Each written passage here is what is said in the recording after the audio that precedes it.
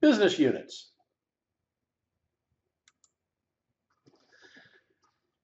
The basics of business units allow you to use a hierarchical tree structure to model your corporate structure and divisions, or a department structure.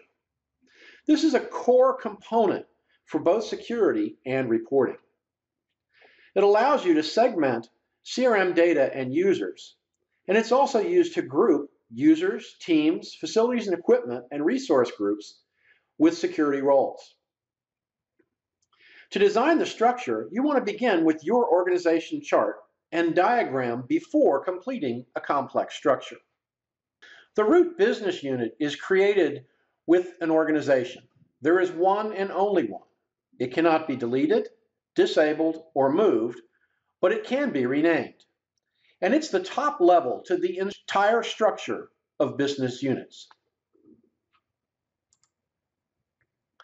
Child business units, on the other hand, are created on demand. All child business units must have a parent.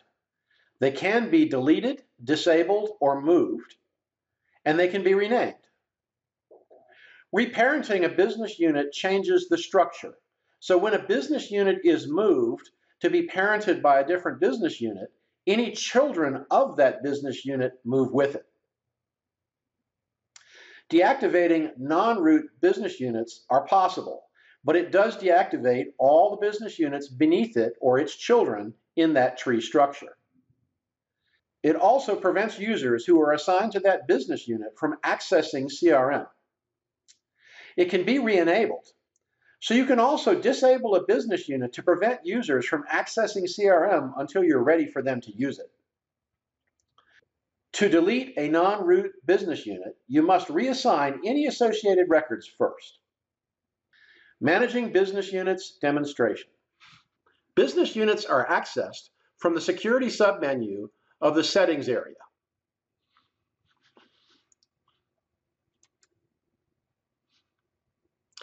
Here's a simple example of 3 business units: the root, which is Biz IT Pro, and sales and service, which are both children of the Biz IT Pro business unit. So let's take a look first at the root business unit, Biz IT Pro. Just has some basic information in it, but you can drill down and see its child business units that are attached.